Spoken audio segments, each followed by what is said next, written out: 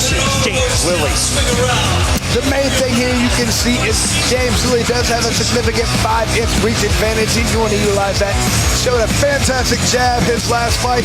You know Bobby Taylor has to get inside to land those 5-centimeter bigger hands on his opponent. So it's up to James Lilley to make him pay every time and keep him at bay. Here is Jeff Houston. Ladies and gentlemen, we are now set for the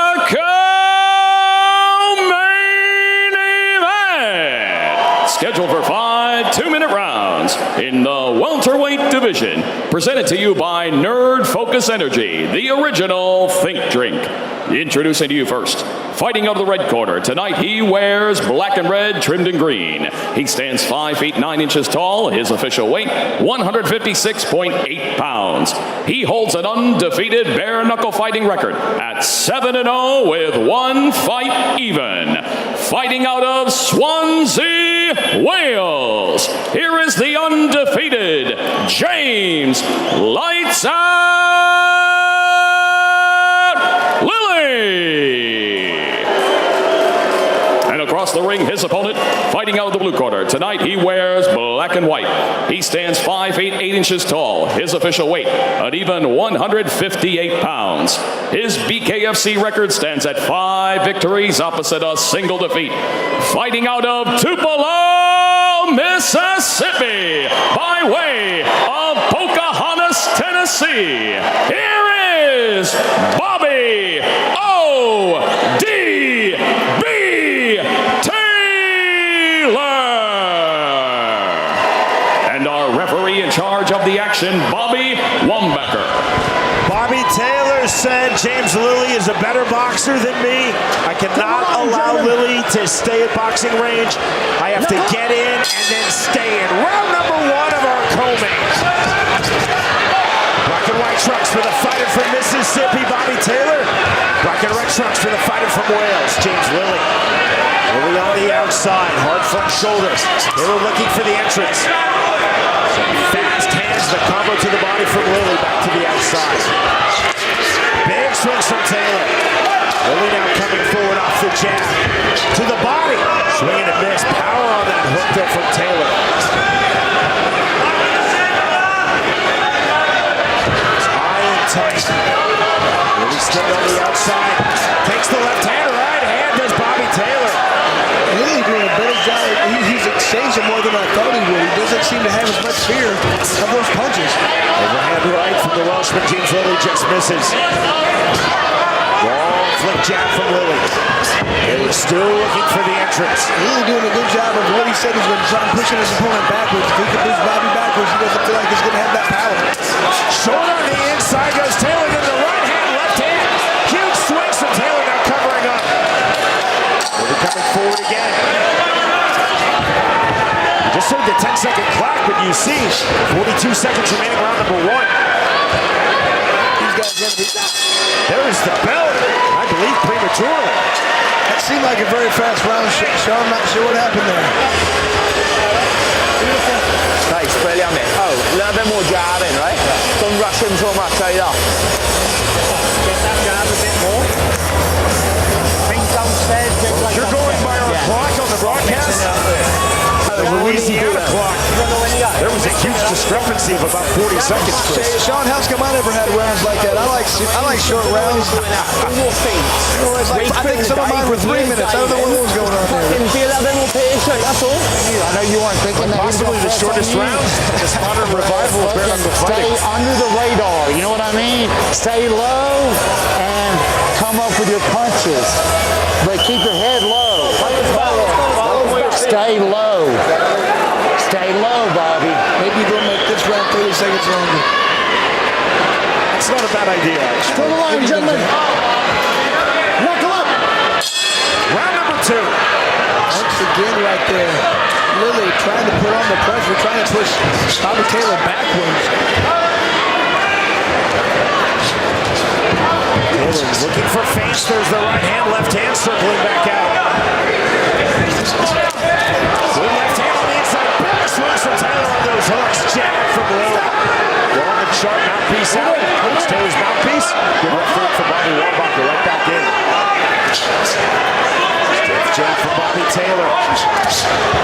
25, or so we think, remaining in round number 2. See that high front shoulder of James Lilley, working off the jab. Working from what thus far has largely been from his ideal range. Stiff jab again from James Lilley. Just when Lilley can hit and Taylor cannot hit. Great job by Lilley. Very impressive what he's been able to accomplish so far. Taylor, big swings, big misses. Just like that on cue. Taylor taking himself off balance with that big left hand. Down into the clinch, underhook, snatched by Bobby Taylor. Chant of USA, favor of Bobby Taylor. The fighter from Swansea, Wales, James Lilley. We're here in New Orleans, Louisiana. Another right hand misses from Bobby Taylor.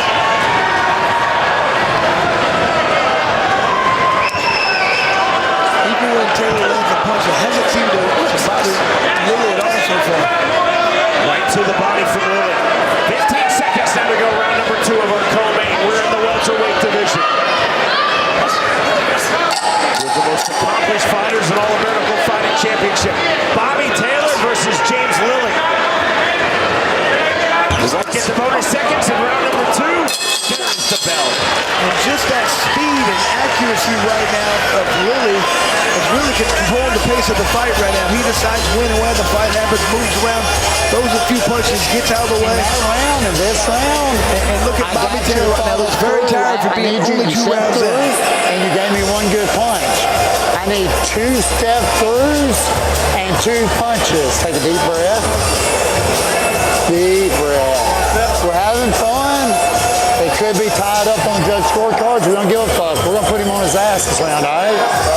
He's getting tired. You're not the only one breathing out there. Take a deep breath. On your feet, right? You can do it for deep, yeah? Deep. Start that, right? Well, let's do it all again, yeah? Just finish it up a little bit on him, because he's fucking tired. Oh, just full speed, mate, yeah? Let's go, Lenny. To the line, gentlemen. Fires it, scratch. 3 feet apart. Number 3. Step off of the scratch line for Bobby Taylor to start the 3rd round. Now off the jab. Right into the body from Lilley. There's the jab as a combo. Lilley firing right back. Stiff jab from James Lilley. Because at this range, Lilley's just simply out jabbing Bobby Taylor. Just picking his shots, waiting for the right time. You see Taylor waiting to throw hard shots. Left hand, right hand. Lilley to the inside. Taylor looking to counter, takes that right hand. Good left hand. Right back from Bobby Taylor. See Lilley throwing more punches and landing at a slightly higher percentage right there. Jab from Taylor right there. Teenage jabs. Good entry. There was the hook in the right hand. A 3-2 from James Lilley. Lilley when he's in, then he's right back out, Chris. Control the lanes, fighting when he wants to do a great job right now. Defensive double overhooks from Bobby Taylor draws the separation from Bobby Wambach. 1-1-2 from James Lilley. 40 seconds remaining round 3. Left hand lands from Taylor.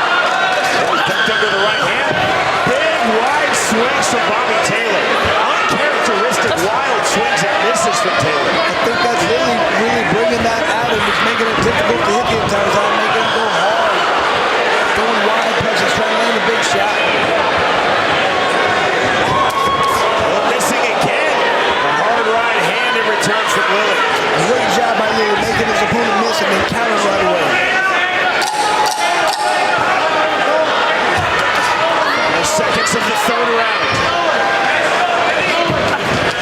Big swing, that right hand lands from Bobby Taylor. We move to round 4.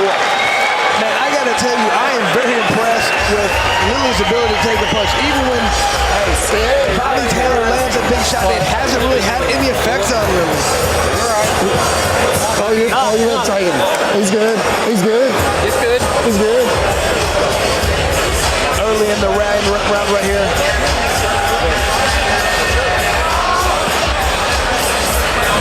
those guys a nice exchange right there.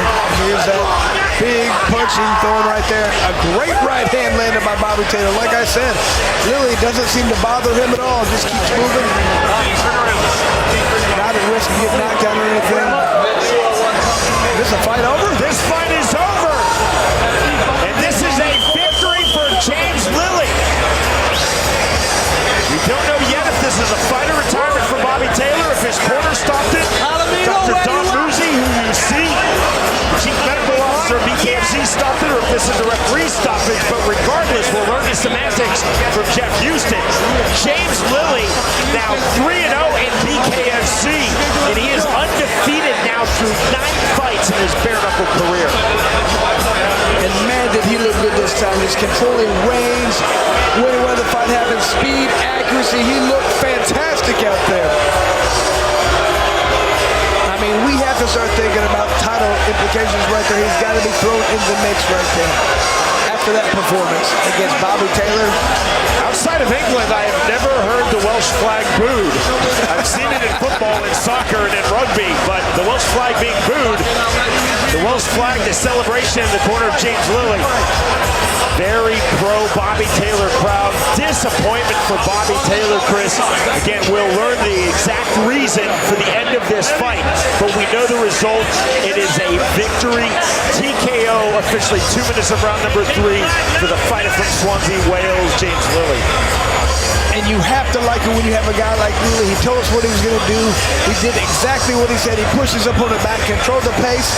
And a lot of times, the newer guys, they say what they're going to do. They can't do it. These experienced guys, he's had 9 bare-knuckle fights. He pushed his opponent back just like he said it was going to.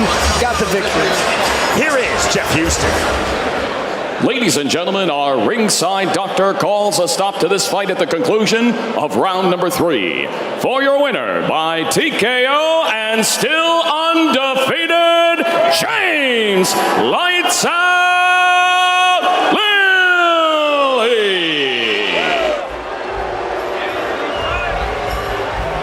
The least likely scenario was a fighter retirement for Bobby Taylor, and that was absolutely not the case. Dr. Don Muzzi ruling an end to this fight between rounds 3 and 4.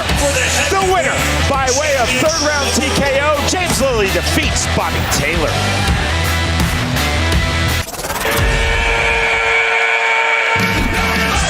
Welcome to the new BKFC app. Get monthly BKFC events for $7.99. People that are missing it are missing out big time. Enjoy our all-new library of content, including behind-the-scenes access, exclusive BKFC original series, and additional live bare-knuckle fights from around the globe. Knuckle up with the new BKFC app, only $7.99 per month. Saturday, April 6th, Bare Knuckle Fighting Championship returns to the UK with 3 championships up for grabs. In the main event, James Lights Out Lilley hunts for his first BKFC title when he faces the undefeated Franco Tenaglia. In the co-main event, Danny Christie defends his Light Heavyweight UK title against David One More Round. Also, Gary Fox fights Ellis Shepherd for the vacant Featherweight UK Championship. Watch it live on the BKFC app. Download it at bkfc.com. In the middleweight division, Nevin versus Franco Tenaglia. You can see here, Sean, everything fairly similar. A slight height advantage for Nevin, but more importantly, I think the reach fairly similar. Tail take very even here. Ladies and gentlemen, this is a BKFC bout in the middleweight division. This bout is sponsored by Lions, Not Cheap Apparel. Now let me introduce your fighter in the red corner. This fighter weighed in at 170 pounds even. Representing Alicante from Spain, Franco Tenaglia. And now welcome his opponent in the blue corner. This fighter weighed in at 169.6 pounds. Representing Newcastle, UK, please welcome Nevin. And your referee for this bout, Mike Belgrave.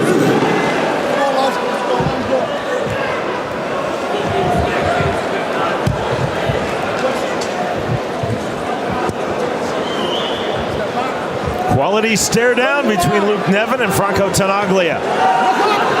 Round number 1. Red trunks for the Englishman Luke Nevin. Black trunks for the Argentine based in Spain, Franco Tenaglia. Immediately into the clinch, heavy in the clinch. Good turn in the right hand from Tenaglia. Right to the body from Nevin. Ooh, the right hand. Nevin landed a couple good right hands in the body there. Heavy again to the inside comes Luke Nevin. Looks like Nevin's really wanting to target that right hand of the body. On the duck under. Immediate separation from referee Mike Belgrave. Nevin keeps exploding to the inside. There's the right hand. Big swings, counter right hand from Tenaglia. Snatches the underhook. Under over, the push off from Tenaglia, the reset. 65 seconds remaining, round number 1 of our co-main. We're in the middleweight division. Rangefinder jab from Nevin, stiff jab from Tenaglia. Tenaglia in the duck under, stepped into that right hand, right to the body from Nevin. Nevin, like this, he's throwing that right to the body a lot, and I love it because if you throw upstairs and your guy ducks underneath it, you're open. See the continual duck unders from Franco Tenaglia. Jab right back. It's hard to duck underneath the body shot, Sean. That's a great point, Chris. 1-1-2 from Nevin. Nevin trying to load up with his right hand. Rights to the body on the inside. Left hook from Tenaglia on the exit. Tenaglia now coming forward. More rights to the body from Nevin. 15 seconds remaining, round number 1. Duck under on the left hook of Tenaglia by Nevin. Tenaglia might want to start working the body himself. Left hand overhook snatched by Luke Nevin. Heavy in the clinch, left hand, right hand. That is the end of round 1. You made your bare knuckle debut before you came to BKFC and went 2-0. It was under one of those rule sets that basically did not allow the active clinch. Yeah, every time you got close, they grabbed you, you couldn't do anything. It was very frustrating. I wasn't used to it. I think they're much more entertaining fights the way we do it like this. The right uppercut lands from Nevin. Nevin was very active in the clinch in round number 1, as was Tenaglia. Both fighters into the clinch. Good left hand on the up jab from Franco Tenaglia. Right to the body from Nevin on the right hook.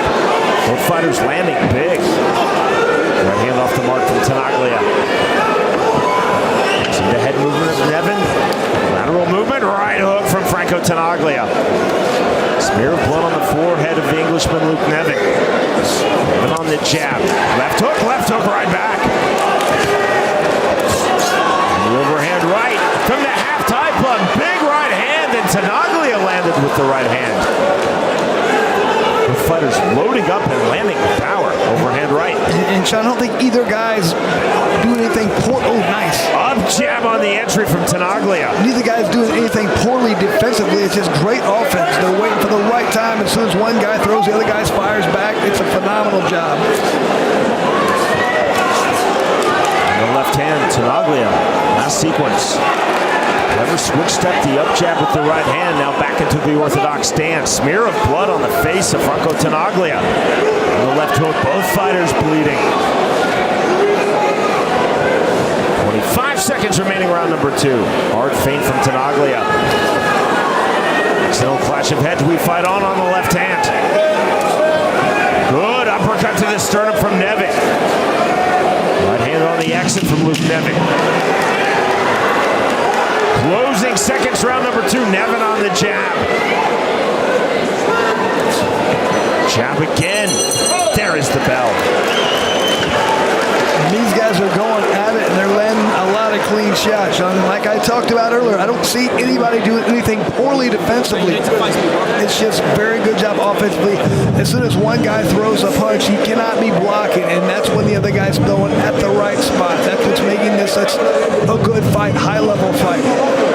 Sometimes guys are not doing anything wrong, but punches are still landing. If you get offensive, if you try and hit the person, you have to open yourself up.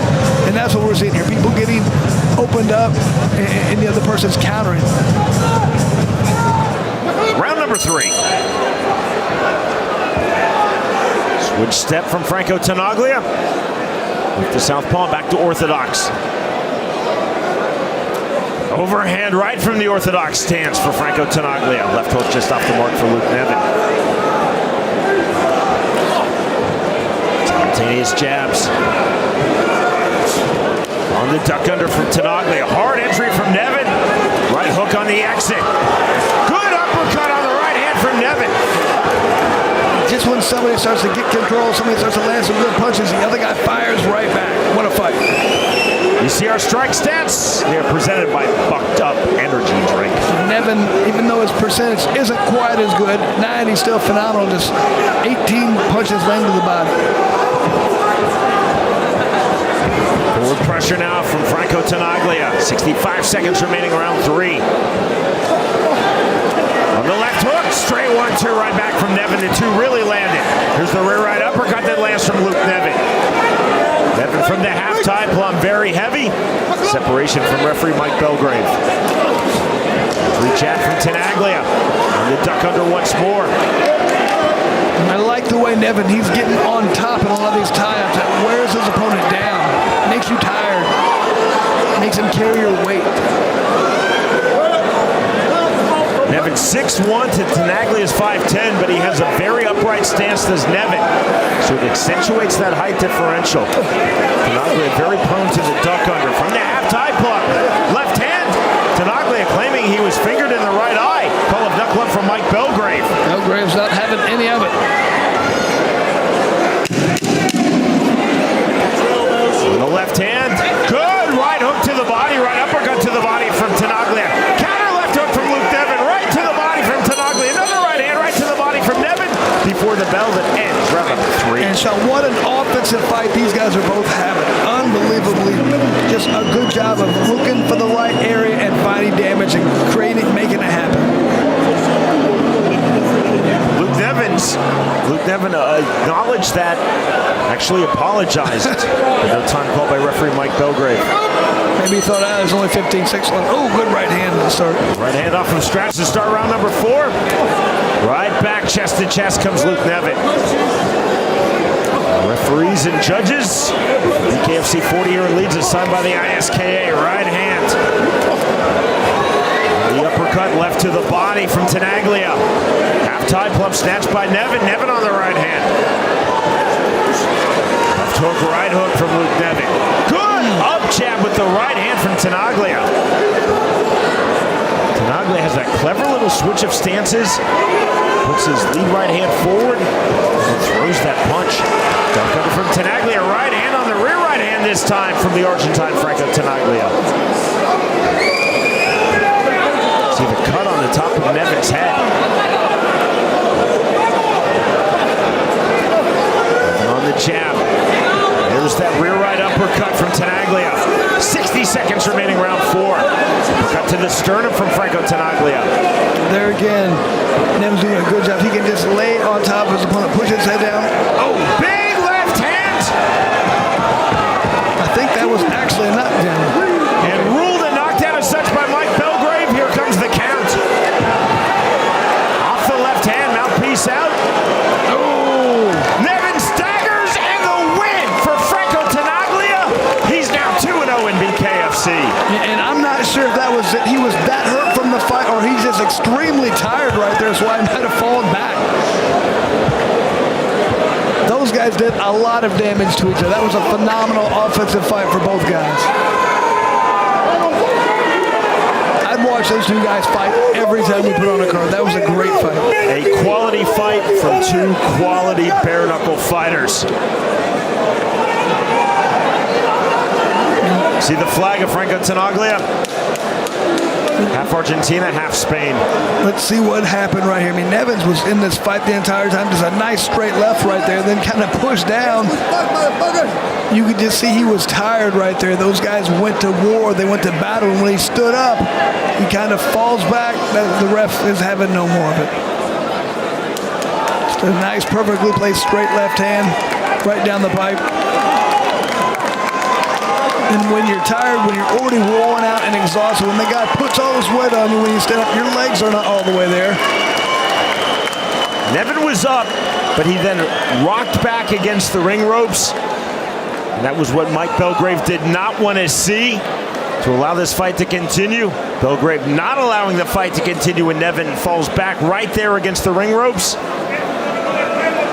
And that is the win for Franco Tenaglia. And I would have liked to see the scorecards, because I thought it was a pretty close fight. The winner by way of 4th round TKO, Franco Tenaglia defeats Luke Nevin. The left hand, the finish. Nevin, as you saw, beating the counter referee Mike Belgrave, but then falling back against the ring ropes. Belgrave stopping this fight. And Franco Tenaglia, 2-0 in BKFC with emphasis, Chris. I mean, really impressed with this fight. He dealt with a lot of adversity, especially early, dealing with a lot of body shots. Looked fantastic. The left hand, the mouthpiece out, drops Luke Nevin, and the win. Victorious by way of 4th round TKO. Franco Tenaglia defeats Luke Nevin.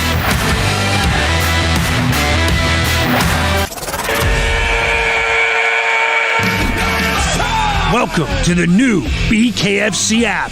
Get monthly BKFC events for $7.99. People that are missing it are missing out big time. Enjoy our all-new library of content, including behind-the-scenes access, exclusive BKFC original series, and additional live bare-knuckle fights from around the globe. Knuckle up with the new BKFC app, only $7.99 per month. Saturday, April 6th, Bare Knuckle Fighting Championship returns to the UK with 3 championships up for grabs. In the main event, James Lights Out Lilley hunts for his first BKFC title when he faces the undefeated Franco Tenaglia. In the co-main event, Danny Christie defends his light heavyweight UK title against David One More Round. Also, Gary Fox fights Ellis Shepherd for the vacant featherweight UK championship. Watch it live on the BKFC app. Download it at bkfc.com. To our main event we go.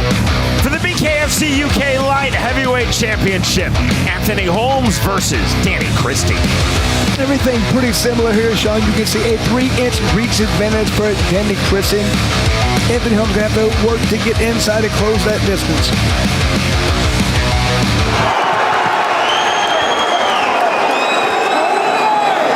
Call of toe the line from Chris Batcheldor.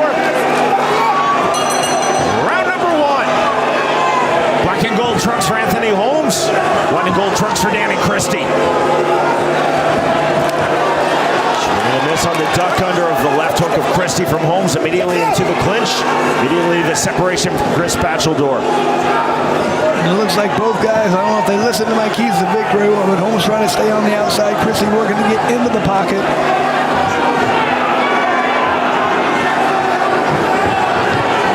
The jab from Danny Christie. Staying on the outside, Christie can't time the left hook. Both fighters with huge support here in Leeds. Both have big supporter sections into the clinch. Short left hand, again a left hand from Holmes. That was clever. Now the right hand. Christie on the turn to counter left hand. 65 seconds remaining, round number 1.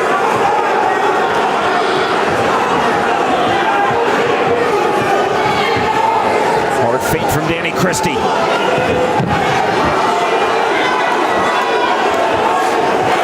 And you can just see here, Holmes seems to be the faster fighter when he get in. Feel the combinations get out. A lot of movement.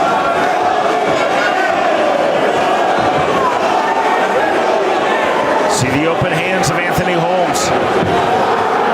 Christie again trying to time that lead left hook. Switch of stances from Holmes. Entry. There's the takedown. It is a double slip as such from Chris Batcheldor right back to it. Now 20 seconds remaining, round number 1. Forward pressure from Danny Christie. Holmes on the outside, the duck under into the clinch, and the turn from Anthony Holmes. See the framing of Danny Christie. That draws the separation from Batcheldor. Constant head movement from Christie. Constant foot movement from Holmes. There is the bell. That is the end of round 1. When you get a guy like Holmes who's so fast, he has such good head movement, he's moving around so much, hard to pin down, hard to trap. That's when I think Christie needs to really start focus on the body shots, because that can slow him down. It can make him not move quite as fast, and it's hard for him to duck underneath those punches.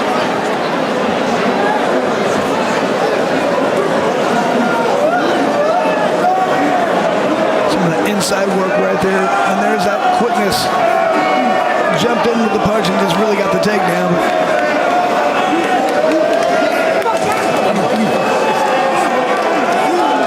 Christie has to do what he can to slow his opponent down. Either get it inside, tying him up, wearing him down, being heavy, or by starting to throw some body shots.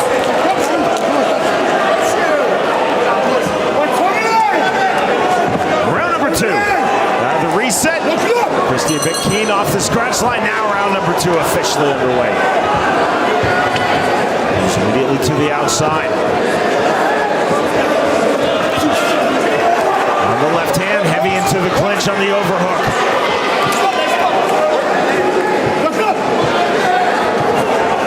Jab from Danny Christie. Holmes staying very elusive, showing excellent footwork on the outside. Right hand from Christie on the entry. Duck under again from Anthony Holmes. Christie still trying to time that lead left hook. He said it's hard to time that against a guy with that kind of head move. That's why it makes sense to turn it under the body. Seeing head movement, footwork, elusiveness from Anthony Holmes. Forward heavy pressure from Danny Christie. Christie on the roll through. 65 seconds remaining, round number 2 of our main event. At stake, the BKFC UK Light Heavyweight title. Into the clinch, double overs, held by Holmes to get the separation. Christie resetting, quick on the 1-2. Holmes exploding into that. There's the duck under from Christie. Into the turn again, the separation from Chris Batcheldor, keeping this fight flowing. 35 seconds remaining, round 2. Short on the right hand, underhook, good, clever turn from Anthony Holmes, driving pressure, putting Christie's back against the ring rope. Short left hand from Holmes. Short right hand from Danny Christie.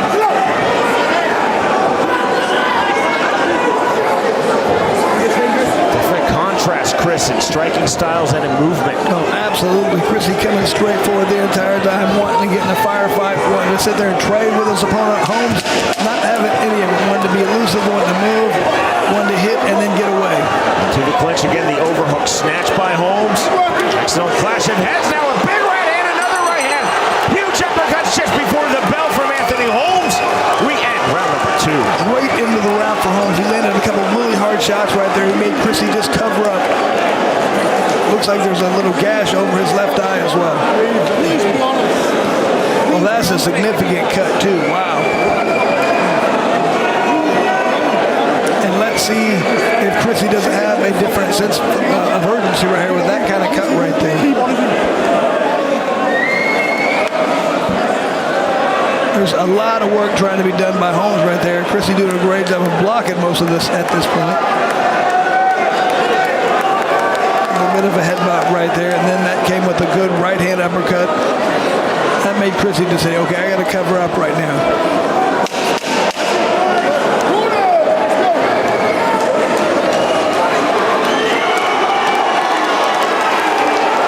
Mouthpiece in for Danny Christie, up the scratch.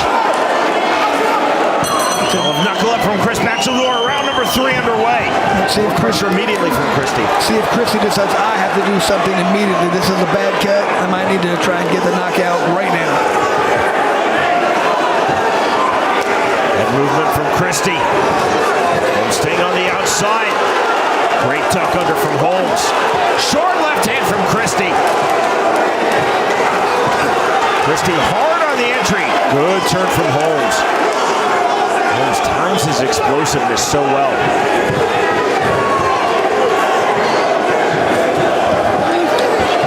Christie on the left hook. These are 2 really talented fighters.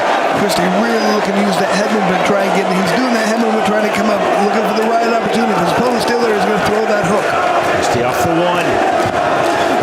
Overhand right. Into the clinch comes Anthony Holmes. And the double unders. Christie off the long jab. Jab to the body from Danny Christie. Right hand tuck under again from Holmes. He is so elusive. Very elusive for a guy his size. Big uppercuts, half-time point from Anthony Holmes. Jab into the pocket, right hand. Both fighters starting to open up here with 45 seconds remaining, round 3.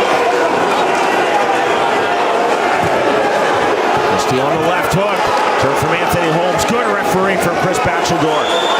Christie was turned. See that massive cut over Christie's left eye. Rear right hand from Holmes. At the end of the clinch goes Anthony Holmes. Separation from Bachelor. Heavier in the entry comes Danny Christie off the left hand. Holmes is just so hard to pin down. The movement on the entry from Christie again into the clinch. Closing seconds, round number 3. There is the bell. James Holmes is just so difficult to pin down and try and catch and try and hit. That's why it's so important to try and work that body right there. You cannot continue to throw these head shots because his head's not going to be there. He does a great job of rolling, ducking, getting behind you, or just right there. That looked like was that a headbutt that caused that? Seeing the heads continually coming together in this fight, accidental for both fighters. Right there.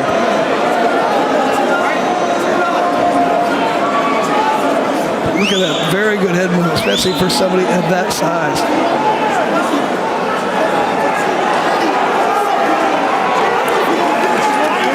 That's just a nasty cut. But if it's not bleeding, it's not getting in the eye. That's the main thing. If the blood is rolling in the eye and you can't see, that's when it becomes a problem.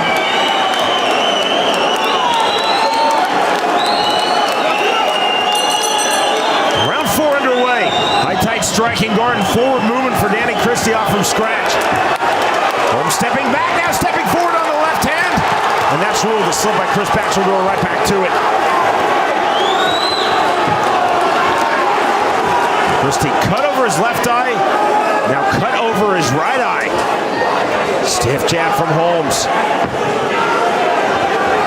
Christie wiping away the blood over the left hand. Lands the right hand, and down goes Anthony Holmes flat on his back. And there's what we talked about, that different in power. Christie's a one-punch knockout artist right there. Holmes needs to throw volume at you. Let's see if Christie tries to jump all over his opponent right now. He better try and finish his fight right now. He's got 2 cuts over his eyes. Into the pocket comes Christie. Huge left hand from Danny Christie. Christie trying to finish this fight in round 4. Right hand. Left hand, big right hand. Nice shots. Knockdown number 2.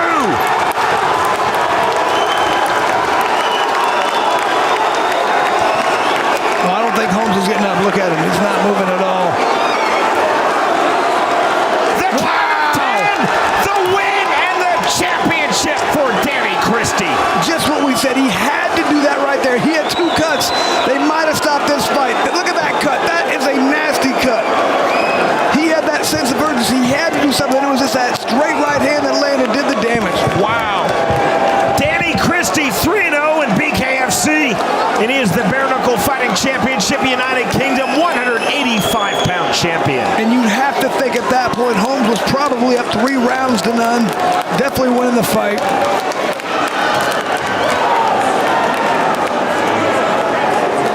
Anthony Holmes, his first defeat, and this is 6th bare knuckle bout. And look at that respect right there, Sean.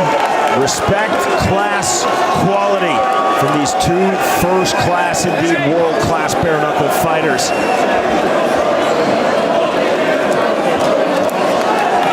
Anthony Holmes did some great things in that fight. The power and the timing of Danny Christie ultimately shining through. That's the problem when you have to fight like a perfect fight like Holmes did. He had to keep moving the entire time, not take that big punch. It just took that one shot. As soon as that one shot landed, that straight right, that was the beginning of the end for Holmes. He just was in trouble. He was hurt. His legs weren't there. If you don't have that movement the whole time, if you don't have that head movement, that footwork, it's going to be hard not to get hit again.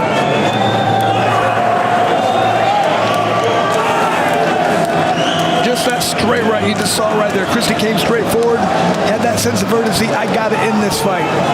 And he did right there.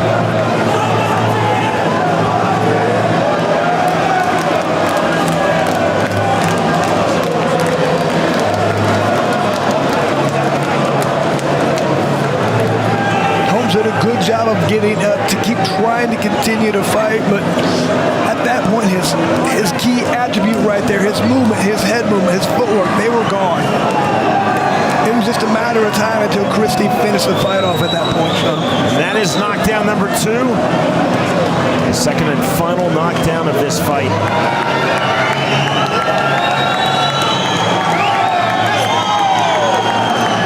Right hand and the left hand for the championship. Outpouring of emotion from Danny Christie in his corner.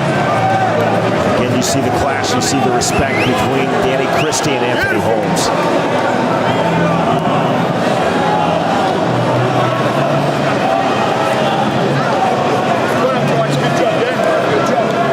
Again, we apologize. Audio difficulties with the in-house audio system at Planet Ice leads to no Ian the Machine Freeman.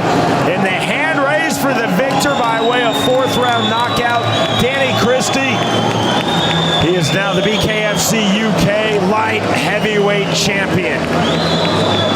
Phenomenal fight, 2 phenomenal fighters. What a way to end the night right there. Just a great back and forth fight. Holmes seemed like he was doing so many good things right there, but once again, he had to fight the perfect fight the entire time. That is where someone like Danny Christie, with that one-punch knockout power, he always has the advantage. He always has a chance. All he has to do is land one, and he did.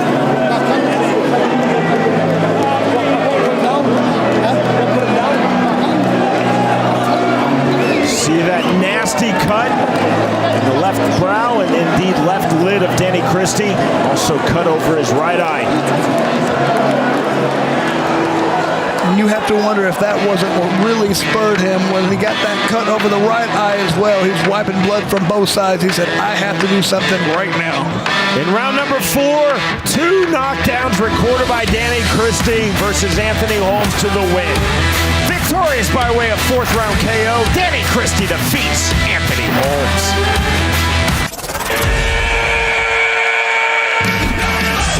Welcome to the new BKFC app.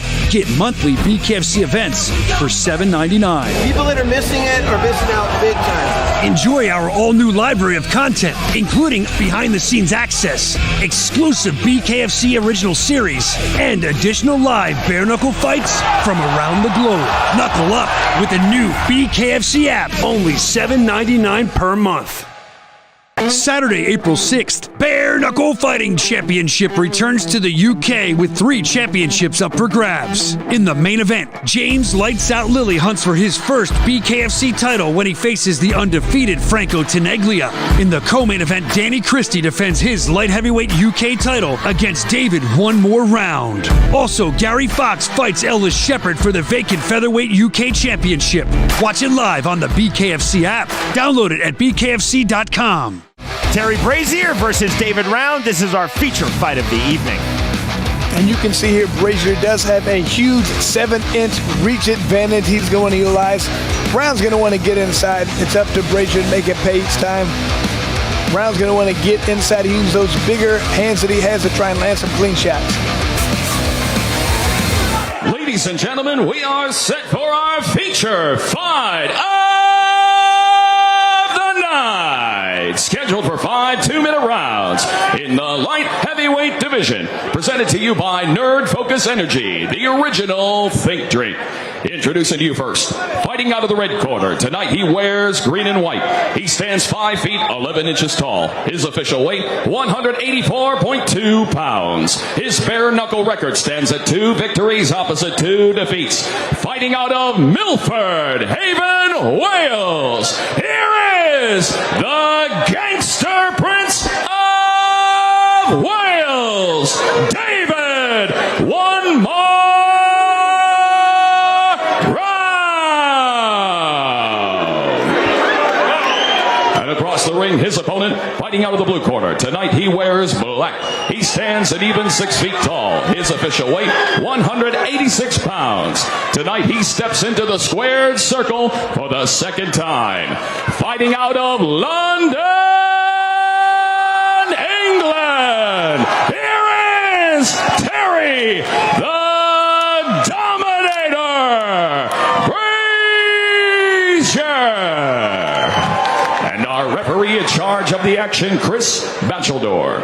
As we talked about the mutual respect between these two fighters, Round said, I have to be aware of Brazier's power. Brazier said, I have to be aware of Round's clinch.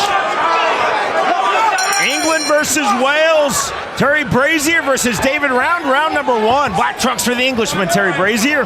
Green trunks for the Welshman, David Round.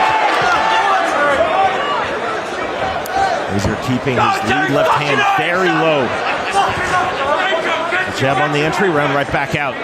Got to be careful with this and that. Can't do that Philadelphia shell type style. You can't do that here. And flick jab from Brazier. Duck under from Round. And with the jab. See the head movement of David Round. And looking to explode to the inside. Go, Terry, son! Fucking do it! Fucking! Switch of stances for Round. And again, in our fighter meeting, Round was absolutely convinced by using boxing and not brawling, he would really fluster Brazier. The big right hand lands from Round. He landed a couple hard shots on Brazier right there. Counter left hook right back. Round acknowledges the punch. Big shot left hand. Down goes Terry Brazier. Brazier not using any head movement right now. Just eating those shots. The count from Chris Bacheldor.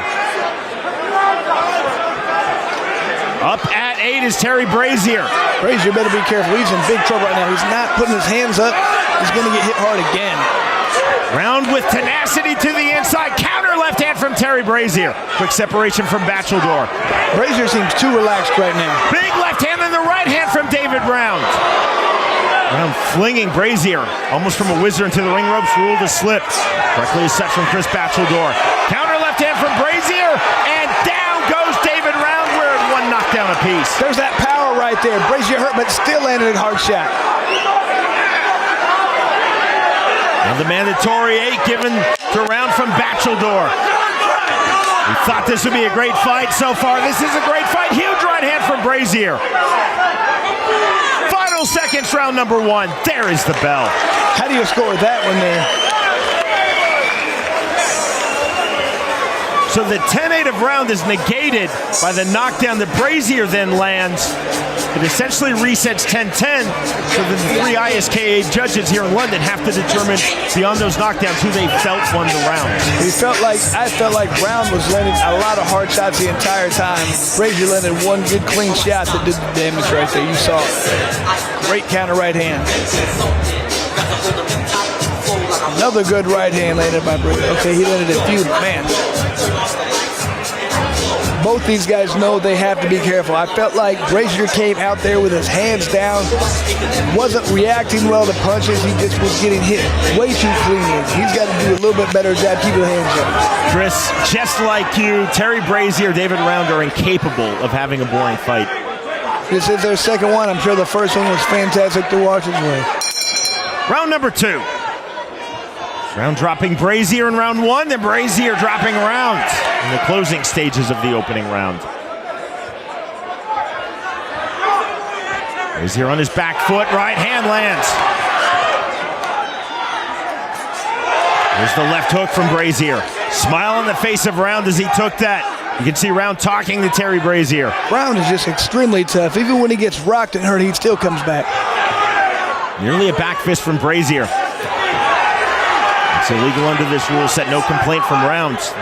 No admonishment from Bacheldor. Round on the entry, right hand, left hand on the exit. 1:15 remaining round 2. Lead uppercut from Round. Jab right back from Brazier. There's the right hand. Now continuing to smile, continuing to talk. Smirk on the face now of Terry Brazier. And this is a very friendly, healthy rivalry.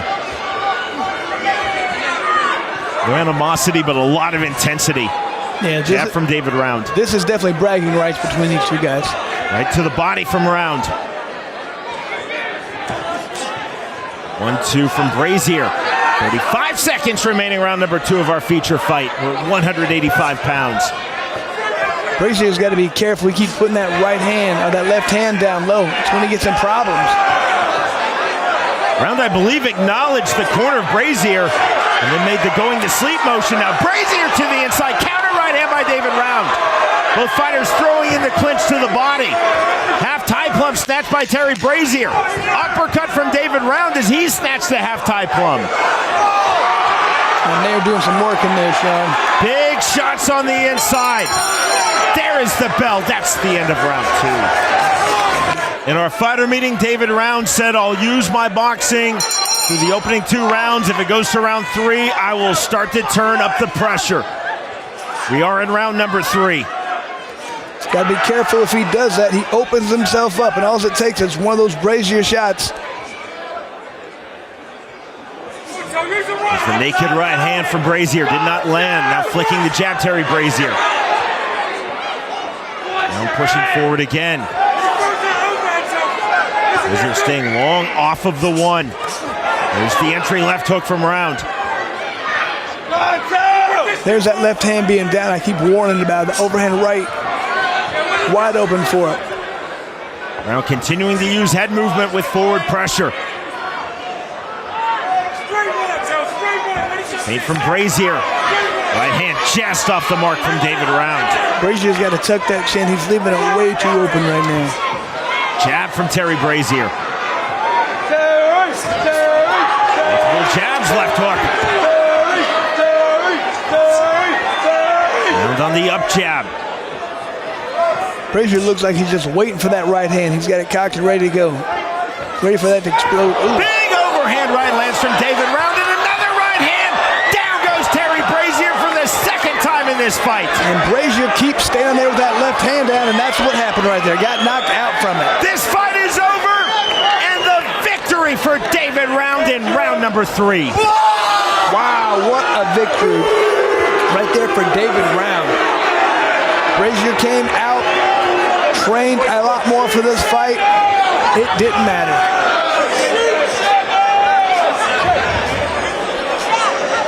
The massive right hand, 2 punches to follow, and the win for David Round, his second in BKFC. See, there's that left hand. Just kept it too low the entire time. Threw a little lazy jab. David Round timed it perfectly, came over the top with that right hand. And you could tell he was targeting that every time.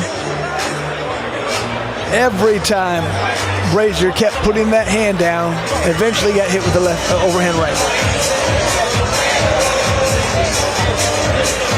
These are 2 extremely nice people. They're also 2 extremely talented fighters.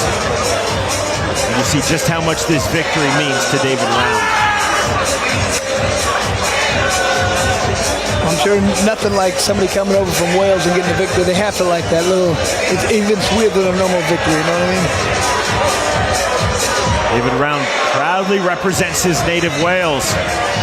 He did so in our feature fight of the evening versus the Englishman, Terry Brazier. There you see Round with the Welsh flag.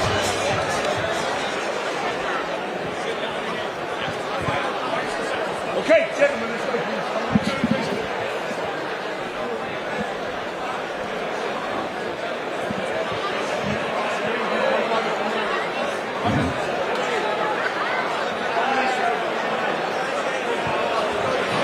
Ladies and gentlemen, our referee in charge, Chris Batcheldor, steps in and calls a stop to this fight at 1 minute 28 seconds of round number 3 for your winner. By KO, the Gangster Prince of Wales, David One More Round. And what a performance for David Round right there. Got up off the canvas, badly hit in the first round to get a great victory, knockout in the 3rd round. Well done. There's something about Welsh fighters in BKFC. James Lilley, David Round. Round number 1, David Round dropping Terry Brazier. Closing stages of the opening round. Brazier then dropping David Round. To round number 3, that right hand, another right. That right hand ends the fight. Step in power. And then the walk away right hand knockout win. In our feature fight of the evening, victorious by way of 3rd round KO, David Round defeats Terry Brazier.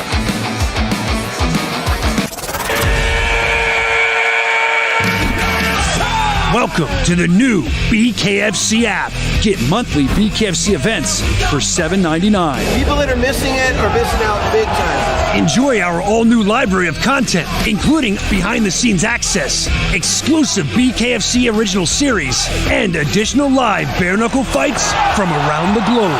Knuckle up with the new BKFC app, only $7.99 per month. Saturday, April 6th, Bare Knuckle Fighting Championship returns to the UK with 3 championships up for grabs. In the main event, James Lights Out Lilley hunts for his first BKFC title when he faces the undefeated Franco Tenaglia. In the co-main event, Danny Christie defends his Light Heavyweight UK title against David one more round. Also, Gary Fox fights Ellis Shepherd for the vacant Featherweight UK Championship. Watch it live on the BKFC app. Download it at bkfc.com.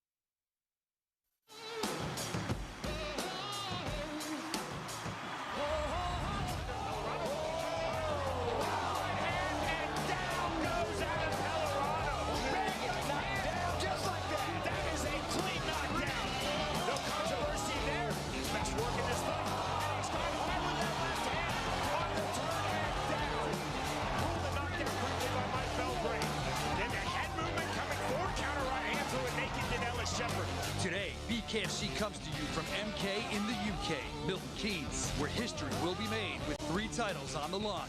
Live from Planet Ice, this is BKFC 60, Lilley vs. Tenaglia for the vacant BKFC European Lightweight Championship.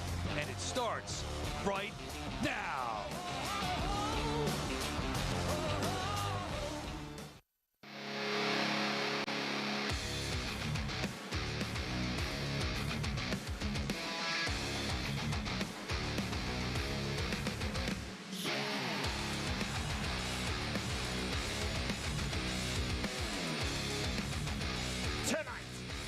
Fighting Championship presented by Bucked Up Energy Drink is back in the United Kingdom, coming to you from northwest of London in Milton-Keynes. It's BKFC 60, and we will open with 3 preliminary bouts. Then at the top of the hour, our main card begins from here in Buckinghamshire. Tonight's feature bout for the inaugural BKFC United Kingdom Featherweight Strap, Gary Fox versus Ellis Shepherd. Our co-main for the BKFC UK 185-pound title, the champion Danny Christie versus David Rounds. And our main event for the inaugural BKFC European Lightweight title, James Lilley versus Franco Tenaglia. Hey everyone, with Jared Warren, I'm Sean Wheelock. Chris Lights Out Lytle is heading our open tryouts today in Portland, Oregon. So, Jared, you were back here in England for your commentary debut, the site of your most recent fight back in November. Yes, sir. I had a great time first time around. They did nothing but treat me good. I'm excited to be back. Jared, this is a stacked card. It features 3 title fights. Our feature bout of the evening will crown the inaugural BKFC United Kingdom 145-pound titleist, Gary Fox versus Ellis Shepherd. I got to meet Gary Fox when I was over there. He had some pressure going into that last fight. A lot of people follow around Robbie Brown. And he dealt well with that pressure, and he was able to come out on top, even though it was a very good fight, and now here he is in title contention. Danny Christie was your last opponent. Tonight he is in our co-main. He is the defending BKFC UK 185-pound titleist. He will face David Rounds. We all know Danny Christie's a rough and tough guy. He took out Anthony Holmes to get that belt, which was not previously be able to to be completed. And he's got a big challenge in David Rounds. David Rounds had a ton of experience. He's more of a goofy kind of guy. They got some conflicting type of personalities, but I think it's going to make for an interesting fight. And our main event, this crowns the first ever BKFC European 155-pound titleist, the fighter from Wales, James Lilley, versus the Argentine, now based in Spain, Franco Tenaglia. This is going to be an awesome fight. You got James Lights Out Lilley. He's slick, he's fast, he's crafty. He's had a lot of bare-knuckle experience. On the flip side, you got Tenaglia, who's had a lot of mixed type of combat sports. He's got kickboxing, he's got MMA, he's got a little bit of bare-knuckle, but he's a rough and tough, get-in-your-face kind of guy. I look forward to seeing these 2 go at it. BKFC uses the unified rules of bare-knuckle fighting, which are administered this evening by the ISKA. All bouts are scored by 3 judges on the 10-point must system. There is no 3 knockdown rule. All takedowns and submissions are illegal.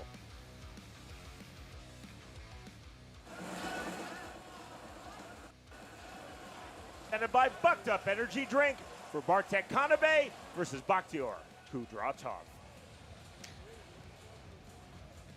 Right here, a big standout I see for Kanabe is he's got an 8-inch reach advantage. That's pretty significant, especially for 2 guys that are standing at 5'9".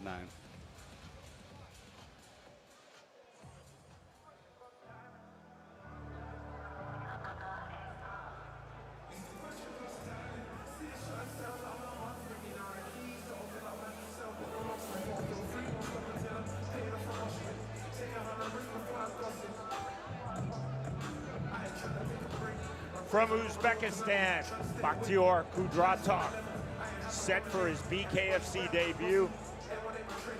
Jared, Chris Lights Out Lytle and I so often talk about the rapidly expanding global nature of BKFC. We're seeing that in this bout. We're in England. We're going to have an Uzbek versus a Pole. That's one of the cool things about BKFC UK is it's not necessarily just the United Kingdom. That's kind of that whole side of the continent. You know what I mean? They have people from all over, and it makes it interesting. You see different styles going at it. Dan Bergliatis serving as the outside ref for this bout. You will see him as one of our 4 referees on this card tonight. Into the ring comes the Uzbek, Bakhtiar Kudratov.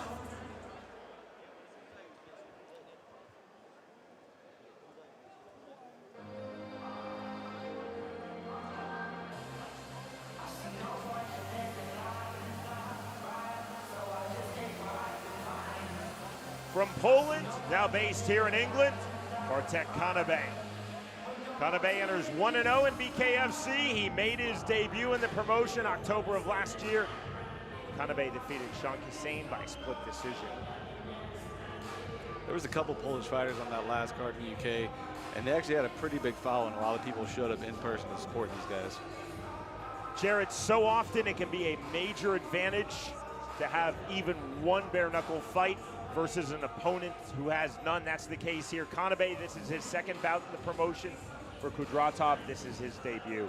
It's a huge advantage. This is, I say, is the only sport that you can't fully practice like you play. You can't spar with no gloves on. You'll get cut and you won't be able to compete.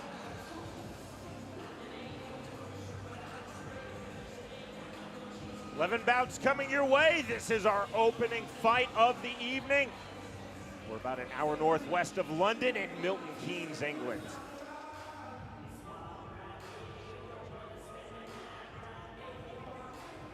To get us started, Ian. Live for BKFC 60. Ladies and gentlemen, welcome to Milton-Keynes.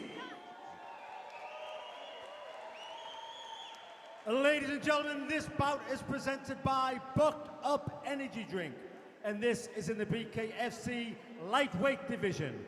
Now let me introduce your fighter in the red corner.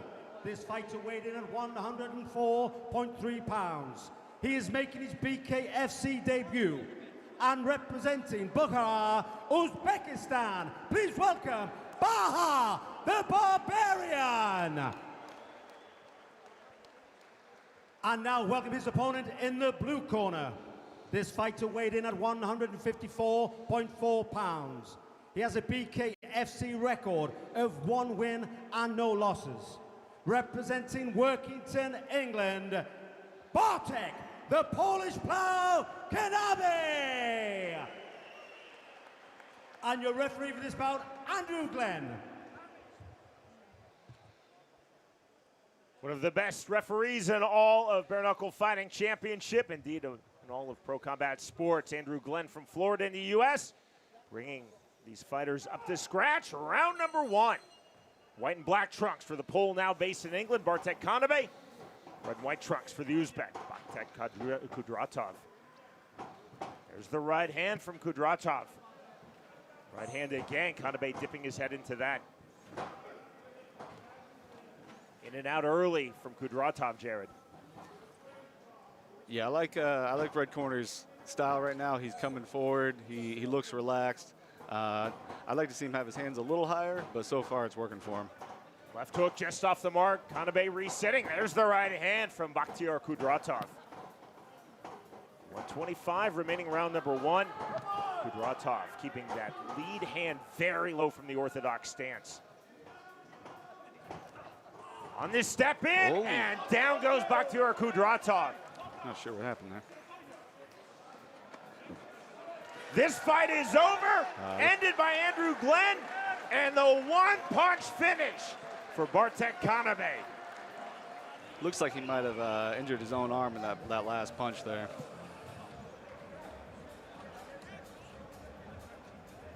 Slight delay on the finish. Kudratov going down when he was doing some very good things in this fight. Andrew Glenn then stepping in and stepping over the fallen Bakhtiar Kudratov and bringing this fight to a conclusion. And just like that, Bartek Kanabe now 2-0 in BKFC.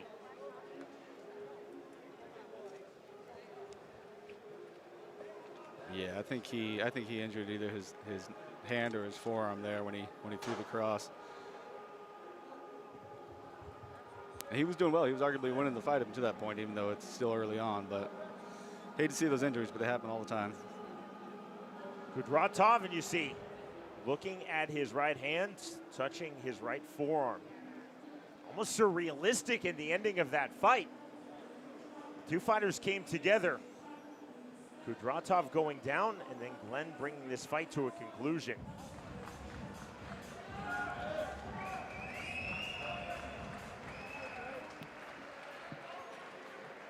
Ladies and gentlemen, after 54 seconds of the very first round, we have a winner due to referee stoppage to TKO. In the blue corner, Bartek, the Polish plow, Tenaglia.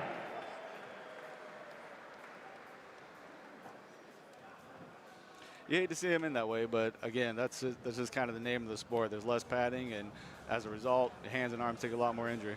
I believe referee Andrew Glenn saw it as a punch because he ruled it a TKO, but it was an injury if it was through the natural course of the fight. Regardless, that is the finish. Victorious by way of first round TKO, Bartek Tenaglia defeats Bakhtiar Kudratov.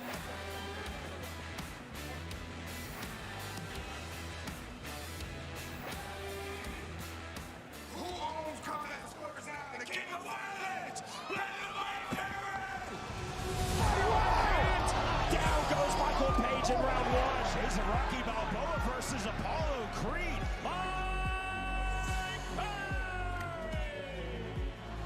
Right-handed, down goes Julie Diaz. Three-punch combination in sequence there from Alex. I'm the king of this shit, man. When it comes to trading punches, stay in the pocket, nobody can fuck with me. Throwing the big left hand, there's the answer, knockdown number 2.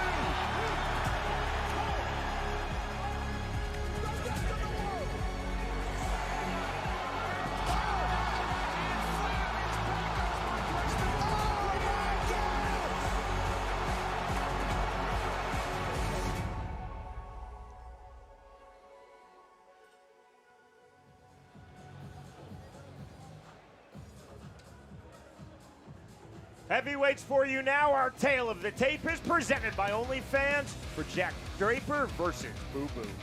Two big things I see sticking out here for Draper is the 6'3" versus the 5'10", and more importantly, he has a 9-inch reach advantage.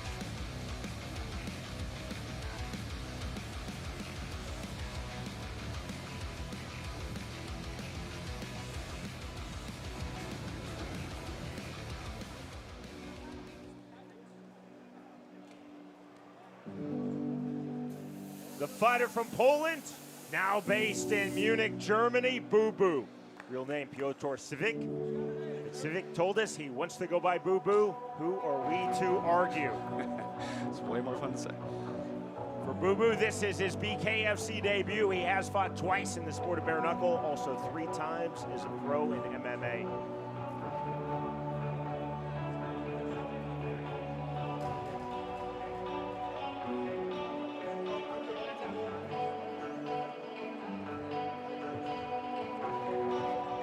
Opportunities continue to come. Global.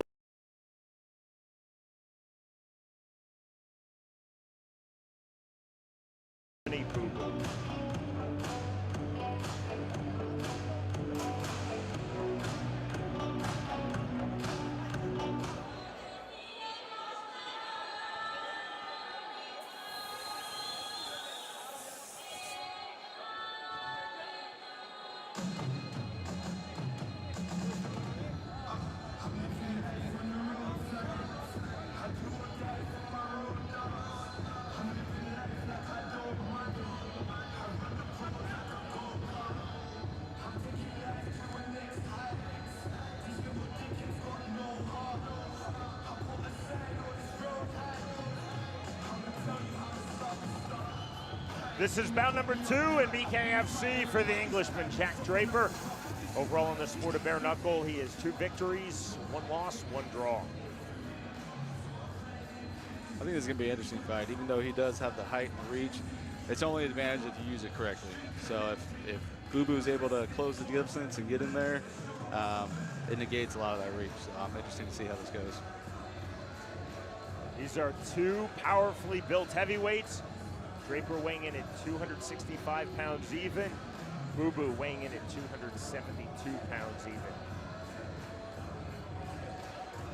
It's promotion to promotion, as well as commission to commission. In BKFC, most commissions in the United States will cap the heavyweights at 265 pounds. It's out of the promotion, in this case BKFC's range. We're under the auspices of the ISKA tonight. They have a higher cap, thus Boo Boo, Piotr Civic, weighing in at 272 pounds.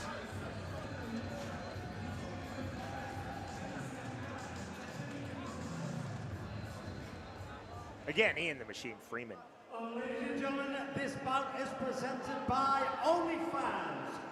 And this is in the BKFC Heavyweight division. Now let me introduce your fighter in the red corner. This fighter weighed in at 272 pounds. Making his BKFC debut from Munich, Germany. Please welcome Boo Boo! And now welcome his opponent in the blue corner. This fighter weighed in at 265 pounds. He has a BKFC record of 2 wins, 1 loss with 1 draw. Representing Chatham from England, Jack the Spartan Draper! And your referee is legend Dan Mergliotta. Well said by Ian the Machine Freeman, the legend indeed that is Dan Mergliotta. Bringing both fighters up to scratch. Round number 1. White and gold trunks for the Englishman, Jack Draper. Black trunks for the Pole, now living in Germany, Boo Boo, Piotr Svik. Boo in 3 with the left hook, not there. Draper Jared staying long early. Yeah, that's the same thing I was going to say. He's getting that jab hanging out there. He's not necessarily popping with it yet, but he's keeping it in his face to give him something to think about. Big uppercuts, rear right hand from Draper into the clinch. The separation from Mergliotta. Yeah, if Boo Boo works his way inside, he needs to stay there and work and not clinch up, because it's a job just getting in there with somebody that long.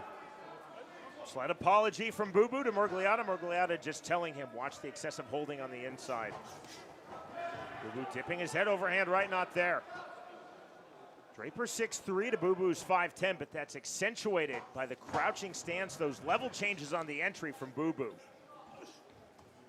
On the overhook, snatched by Draper, separation again from Mergliotta. 55 seconds remaining, round number 1. Draper trying to stay long, active lead hand from the orthodox stance. Yeah, it looks like he's going right back to the game plan, trying to keep him on the outside. And he still looks good and relaxed, even though he's tried to rush in on him a few times. That's good. Boo Boo trying to enter on the overhand right. Big uppercut, left hook lands from Draper. Boo Boo stepping back. Now to the knee. And there is the clean knockdown. Yeah, he saw his guy hurt, and he just didn't give him any time to recover and just went and capitalized. The count of 8. Mergliotta talking to Boo Boo. Boo Boo holding his ear. This fight is over, and win number 1 in BKFC for Jack Draper. He looked good, man. He came out, established his jab. The guy rushed him, tried to clinch him up. He didn't try and wrestle with him. He just got him back on the outside, got him with a good hook, and evidently injured his ear. So. You see Boo Boo still holding that right ear, holding it once more. Jack Draper, now 1-1 in BKFC promotionally, overall in the sport of bare knuckle, 3-1-1. He definitely has power. Yeah, those are big boys. You can't, every shot counts. So Boo Boo, as though Jared, he wanted to take a knee there, finally did. Beat the count, but then continued to hold his right ear. Dan Mergliotta ending this fight. Yeah, 9 out of 10 times you see somebody holding a specific body part when they're not unconscious, the fight's going to be over.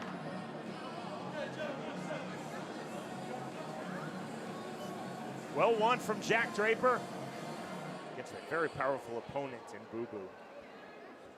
Ladies and gentlemen, after 1 minute, 41 seconds of the very first round, we have a winner by the way of technical knockout in the blue corner, Jack the Spartan Draper. Big win for the hometown boy here. I like what he did. Boo Boo was looking for the entries. Draper staying long. Draper found his range, landed the big shots to the knockdown and the finish. Victorious by way of first round technical knockout, Jack Draper defeats Boo Boo.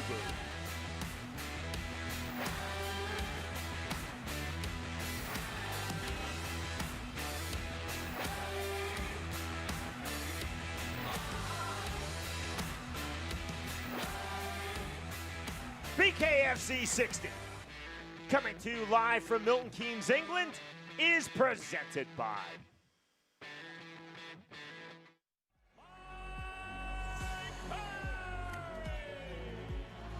Right-handed, down goes Julie Diaz.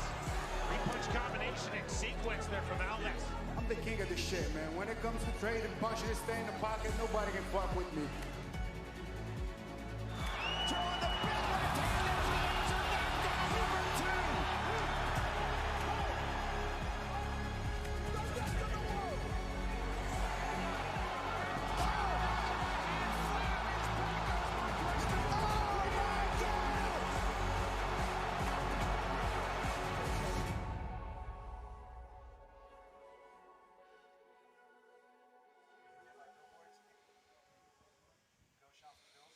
BKFC 60, coming to you live this evening from Milton-Keynes, England, is presented by Bucked Up Energy Drink, OnlyFans, Grunt Style Apparel,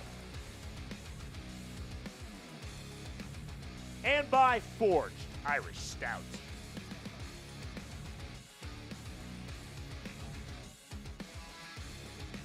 We're in the ancestral home of the great sport of bare knuckle fighting, which dates back to the 1700s. We're in the United Kingdom. It is our debut in Milton-Keynes. Jared, again, it's noteworthy. We talked about it at the opening of our broadcast, your last fight in November. Fighting in England, you were in Leeds. That was your first experience in this great country, of which I am very, very fond of. These are always outstanding crowds, whether you're doing MMA, boxing, kickboxing, or bare knuckle. These are always knowledgeable, passionate fans. Yeah, you can feel the energy in that place. They love their fans. They're huge. They're just fight people over there. And it's off to a great start. We got 2 fights and 2 first-round finishes. Jared, so not just English fighters that we've seen in BKFC's UK cards, fighters from Northern Ireland. We'll be seeing Cooke. We have Welsh fighters on this card, James Lilley, David Round. No Scots on this card, but we have seen Scottish fighters. We're also seeing the fighters coming in from Western Europe, Central Europe, and Eastern Europe, as well as Central Asia. So in 2 fights thus far, we've had 2 Polish fighters, an Englishman, and a fighter from Uzbekistan. It's amazing. I mean, a lot of times in the States, you'll get half the card from one state and then the other guys from here and there. But it is, like you said, multiple countries. It's awesome. Jared, we continue to roll in Bare Knuckle Fighting Championship in the United States, our global expansion. We were in Mexico for BKFC 4, incidentally. That was Chris Lights Out Lytle's final fight. 3-0, he finished in BKFC before transitioning to commentary. We go back to Mexico. It is our debut in Puebla. Again, the first time for BKFC in Mexico since 2019. Rubio versus Hey Gallegos. You will see that right here on the BKFC app. Across Fubo are multiple broadcast platforms. Canada, earlier this year, became nation number 6. Again, we're back in the United Kingdom, 2 shows in Bulgaria. We've been to Thailand. There's been talk about going to Japan, talk about going into South America, and a big return to Mexico. I can't wait to see what that does because Mexico in general has always had a huge boxing following. I think once they get a hold of bare knuckle, they're gonna drift on over. Jared, let's talk about our main event. This is intriguing. The winner becomes the first ever Bare Knuckle Fighting Championship European 155-pound titleist, James Lilley from Wales versus the Argentine now based in Spain, Franco Tenaglia. James Lilley, he has so much experience in this sport. I mean, you can look at it as like, oh, it's only 10 fights, but not a lot of people have 10 fights in bare knuckle right now. He's only got 1 loss, and to who was considered the pound-for-pound champ at the time, Luis Palomino. And he had to travel for that one. You know, he had to come to the States, and it can take a wear and tear on you. Here, closer to hometown, I think he's going to do well. Let's talk about our co-main. Now, you're a very humble person, but we do want to acknowledge that your last fight was in November. You faced Danny Christie. His BKFC UK 185-pound title was not on the line because they're keeping that with fighters from the Commonwealth, you being an American, a Floridian. The title was not on the line. However, it was an outstanding performance for you. 3 knockdowns to the first-round TKO finish. You're obviously very humble, but I know you have great respect for Danny Christie, Absolutely. as well as his opponent in our co-main event title fight, David Round. Yeah, I think it's going to be an awesome fight. I mean, Danny Christie is a very, rough and tough, just strong-willed guy, kind of intense, even though very nice gentleman at the same time. Don't get me wrong. Like, we had some great conversation. That and David Round, he's always kind of come off as more of a goofy guy. You know what I mean? Like, he's been in there, done it 100 times between his fight sports, and it doesn't seem like there's as much nerves there. But I look forward to see these two guys go at it. They've had some funny commentary back and forth on social media. I think it's going to be a great fight. When you were entering your Danny Christie fight, your head trainer, Jihad Wingfield, what were you studying? What were your concerns about him? He obviously has power. Yeah, we knew he had power, and we knew he did best in a brawl. You know what I mean? So I was just trying to set up big punches without getting caught too close together. You know what I mean? I tried to stick and move. Thankfully, the game plan worked out well. And I know that David Round has had some communication with you online. Yeah, he's made some jokes to me. He's even said, he's like, I think I'm going to fight Danny Southpaw just to kind of make, give him a hard time. I don't know if he's actually going to do that or not, but he's looking forward to, if he gets this win, possibly being in a title contention himself at some point. We have 3 title fights tonight. This is a huge card in the UK, and arguably it is our biggest card ever, our California debut for BKFC. We will be in Los Angeles at Peacock Theater April 27th. Knuckle Mania 4, our main event, Mike Perry versus Thiago Alves. For the BKFC heavyweight title, the Englishman from North Shields, that champion, Mick Terrell, versus the American from Florida, Lorenzo Hunt. And you see that feature fight also in the heavyweight division, 2 UFC veterans, Ben Rothwell versus Todd Duffy. Any other fight that, Jared, you might want to mention on that stacked card? Absolutely. My girl, Crystal Pittman, she just got her contract signed a couple days ago. She's going to be in that card, so I'll be there live to support her along with the rest of the team. It's going to be awesome. A lot of eyes on Knuckle Media. Crystal Pittman versus Claudia Zamora. I've commentated Claudia in MMA. She is a very talented fighter. This will be her BKFC debut. We had to mention, as I know Crystal is watching at home right now in Florida. Yes, watching at your home, as a matter of fact. You're home together. So Knuckle Mania going in. We continue to move. We'll be going to Mohegan Sun. This will be our biggest show ever in the Northeast. Mohegan Sun, outside of Hartford and Connecticut. I believe this is the nicest casino venue in the Northeast, one of the nicest in the world. In fact, we've talked about Mexico. BKFC continues to roll. More states coming online, more Native American tribes into Canada, back to Mexico. We see the foothold we have here in the United Kingdom. It's going to be huge. I've heard Dave Feldman say in interviews for a while he never thought we were going to get California. And not less than a year after that, here we are. So I think there's a lot of fight fans over there. I mean, it is the most populated state. We're going to get huge viewings from that. It's going to be awesome. Jared, you were one of the first fighters to come into BKFC. When you came in and you were a mid-card guy who's established yourself as legitimately one of the top fighters in our sport, did you see the growth potential, or was this just something you came out of kickboxing saying, this looks like fun?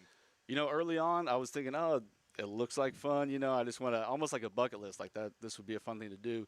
As that fight card approached, I started seeing some of the big names they had on. I'm like, maybe I should take this a little more seriously. My first fight card, Gabriel Gonzaga and Antonio Bigfoot Silva and stuff. These were, people I grew up watching in the UFC. And, after that, it kind of started changing my tune. I'm like, all right, this is the real deal. As you've seen the sport progress, what are the changes? Chris Lights Out Lytle and I talk about the clinch has evolved. You're seeing smarter defensive clinches. You're seeing smarter entries. Also, the way that fighters train. I know that going into BKFC 1, which was June 2nd, 2018, in my fighter meetings, I was asking fighters, how do you train? I was getting everything from I'm hitting concrete walls, literally, to I'm sparring in MMA gloves, to I'm sparring in 16-ounce gloves. Have you seen all of that evolution? Yeah, I've seen a lot of that. The punching brick walls, that's gone. The walls are going to win every time. I think having your hands, tough but as healthy as you can going into a fight is smart. You don't want them previously all banged up and bruised. But whether you use MMA or boxing gloves, you still have to wear gloves. You have to when you spar, because even if you're going light, someone's going to get cut, someone's going to bust a knuckle. You know what I mean? But yeah, it's evolving a lot. A lot of people just at first I think thought of it as this kind of a street fight almost, but it's not. Head movement's huge. You know what I mean? When you take gloves out of it, you're blocking with something smaller, you're hitting with something smaller, so that movement goes a long way. And we're seeing not just the offensive clinch, we're seeing the defensive clinch.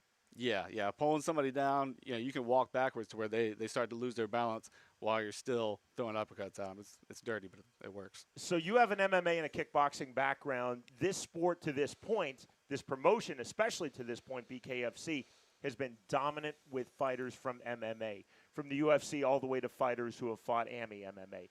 I think that Austin Trout, now defeating the great Luis Palomino, becoming our 165-pound champion, is going to open up high-level former world champions in boxing, such as Austin Trout, into this sport. Yeah, he brought a whole new angle to it. He beat somebody in Luis Palomino that seemed unbeatable for a while. He was topping him, and it still was a great fight, don't get me wrong. But Trout kind of made it look easy almost. You know what I mean? And that's nothing towards Palomino, but he was so slick and his movement was so good that it just worked for him, and he didn't really take any damage in that fight. I felt as though Austin Trout, because he cross-trained at both a Muay Thai gym and an MMA gym, that he really took this sport seriously, and not diminishing anyone, but we've seen high-level boxers previous to Austin Trout mixed success. Some have come in saying this is a new sport. Others have said this is just boxing without gloves, which it clearly is not.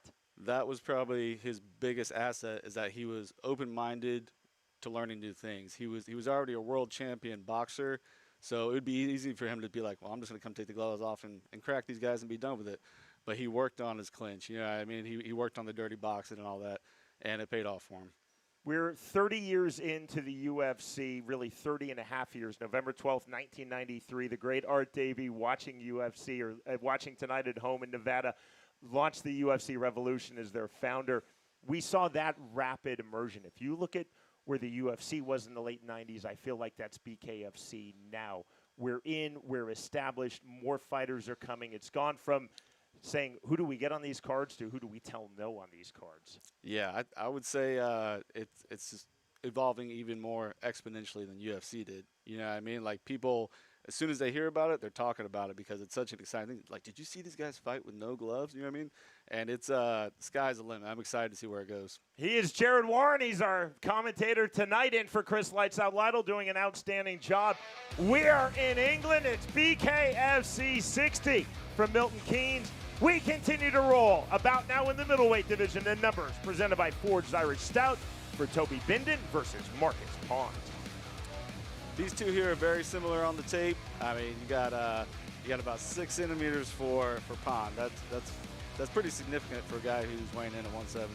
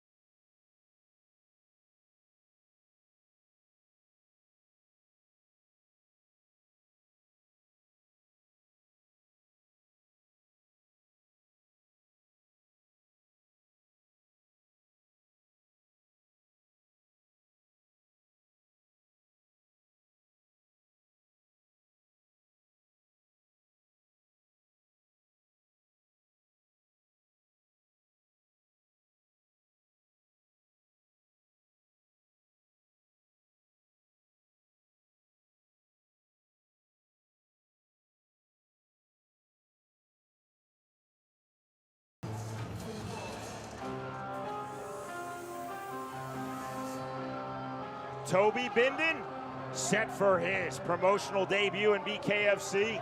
In the sport of bare knuckle, he has had 3 fights. Bindon from Torquay, England.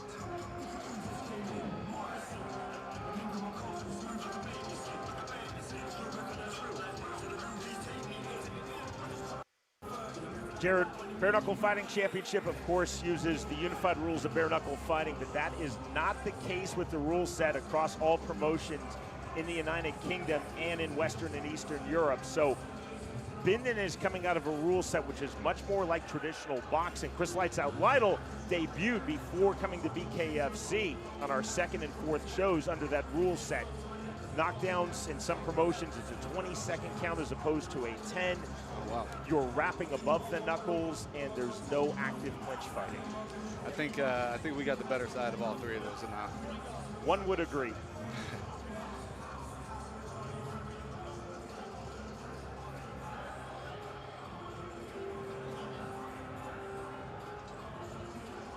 fired up and ready to go. We go back to the machine. Ian Freeman. Ladies and gentlemen, this bout is presented by Forged Irish Stout. And this bout is in the BKFC middleweight division.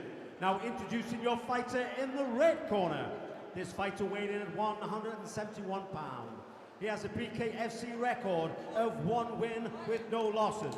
Representing Plymouth, England, please welcome Marcus the Pilgrim Pond.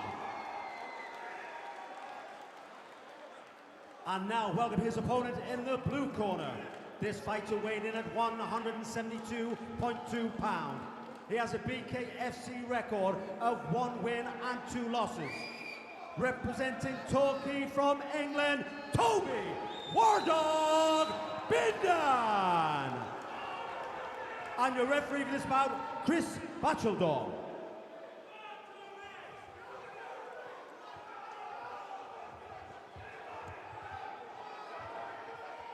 That shows sportsmanship and respect between Toby Bindon and Marcus Pond. Call of knuckle up from referee Chris Batcheldor, round number 1. Forward pressure immediately off of scratch for Marcus Pond. He's in the white trunks, black trunks for Toby Bindon. And then on a jab to the body, the up and down movement. There's the right hand, clean on the entry goes Marcus Pond. Jump left hook not there for Bindon. Jump left hook not there for Pond. Looks like we're getting a little smack talk earlier from Pond there. Pond on the 1-2. Bindon, naked right hand to the body. And you see Pond telling him, throw to the body all that you would like. There's the left hand, that lands flush from Bindon. Overhand right. Now into the clinch. 1:15 remaining, round number 1. We're in the middleweight division. Jared, early on this has the pace of you throw, now I will throw. You throw, now I will throw. Yeah, they're not, they don't seem like they're punching super technically, but they're throwing hard. And every time it lands, you can see both guys react. That was Pond throwing. See the redness under Pond's right eye? And then on the 1-2. Stiff left hand from Toby Bindon, and down goes Marcus Pond. It's one of those reasons it's never good to brag too early in a fight. Mandatory 8 count given the Pond by Chris Batcheldor. We will continue with 30 seconds remaining, round number 1. Let's see if Bindon tries to finish him here. Check left hook, that landed flush from Bindon. Another left hand, Pond coming forward, gesturing wildly. Left hand, right hand. Pond resetting off the jab. Heavy feint from Marcus Pond. Bindon continues to swing big on the entry left hands. Jab of Pond negated by the Bindon defense. Pond still talking to Bindon. Bindon's had a lot of success with his lead hook there. I'd like to see him continue. That ends round number 1.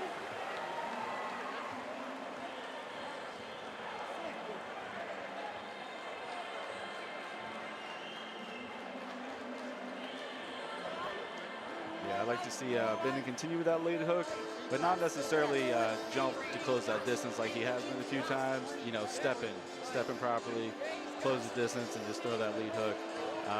He looks like he's definitely cut his nose, if not cracked it already. Right there, perfect. You see how he's kind of lunging forward to close that distance? That's a double-edged sword. If he catches you in the middle of that, you can end up on your butt.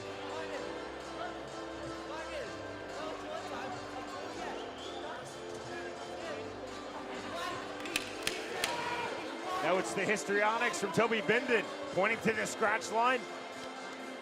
Slap of hands. Now both fighters officially up to scratch as ordered by Chris Batcheldor. Round number 2. There's the sporting touch of hands. Bindon a bit leery. Now the jab from Pond. And then dropping Pond in round number 1, presumably 10-8 across the board. Naked right hand to the body. Just as Bindon did that in round 1. And landed Pond, then responds. Pointed to his own body, now to the inside. Heavy on the clinch and the break from Batcheldor. 35 remaining, round 2. That's probably the best exchange Bond's had so far. He landed a good 3 or 4 shots in that one. See the slight cut under Bindon's left eye.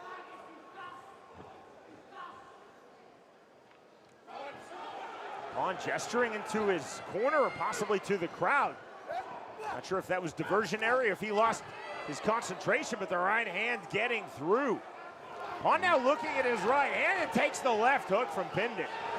Knockdown number 2. Yeah, he's enthusiastic, but I think he should focus more on landing than playing to the crowd. This fight will continue. Sportsmanship continues. The touch of hands and a right hand getting through from Toby Bindon. Now the left hand. Bindon continuing, Jared, to land on that left hand entry. Yeah, he's obviously hurting over there on his right hand, but he's still throwing. He's game. Knockdown number 3. Yeah,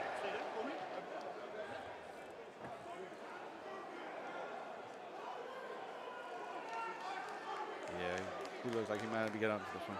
Up at 8. All right. This fight will continue. 3-0 in favor of knockdowns for Toby Bindon. Pawn drops to the canvas, and that is the fight. That was an interesting way to do it, but my guess would be that he wanted to show that he wasn't getting knocked out, but he can't continue because of his hand injury. Good fight, though. That was entertaining. BKFC 60, coming to you from northwest of London in Milton-Keynes, England, is presented commercial-free by Bucked Up Energy Drink.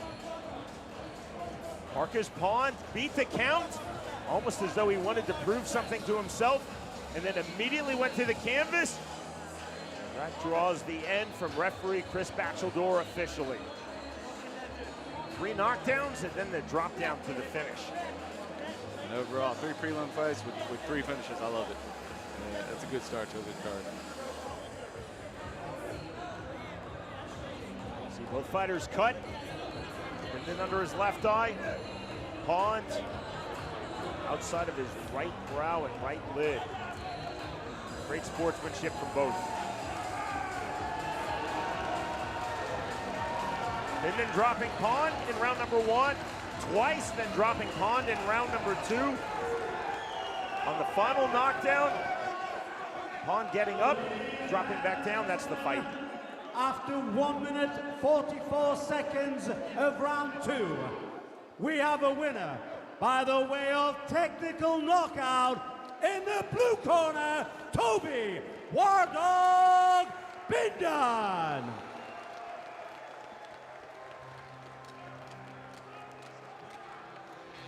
That was a good fight, man. Pawn came out there, and like I said earlier, he was really enthusiastic. I think he's just the scrapper type. He may not care too much if he wins or lose, but he just wants to fight, and that's always great for the fans. They put on a hell of a show. 3 knockdowns, then the drop down, and the end. The winner, by way of second round TKO, Toby Bindon defeats Marcus Pawn.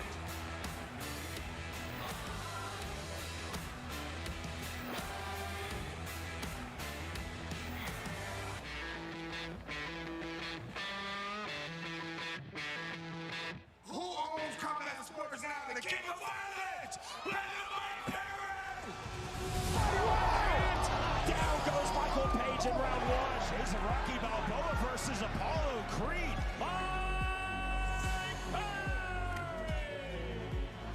Right-handed, down goes Julie Diaz. 3-punch combination in sequence there from Alex. I'm the king of the shit, man. When it comes to trading punches, stay in the pocket, nobody can fuck with me.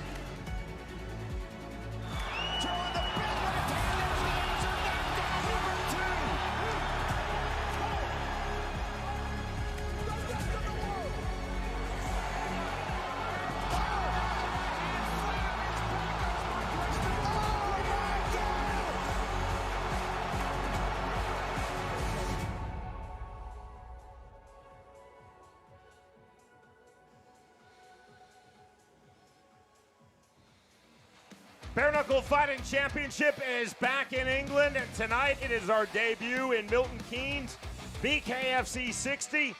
3 prelims on our worldwide preview, 3 finishes still to come. Our main card, 8 bouts in total, including 3 title fights. Jared, the finishes continue to come here, BKFC UK, BKFC 60. I love it. Those guys are rowdy. The fighters are rowdy. The audience is rowdy. It's just a big energy over there. It's unparalleled. So 3 title fights coming up in our co-main. It is for the inaugural Bare Knuckle Fighting Championship United Kingdom 145-pound title. That is our feature fight, our co-main for the BKFC Light Heavyweight UK title. And then our main event for the first ever crowning of the champion, BKFC Europe 155-pound division. This is especially intriguing on this stacked fight card. The fighter from Wales, James Lilley, versus the Argentine, now based in Spain, Franco Tenaglia.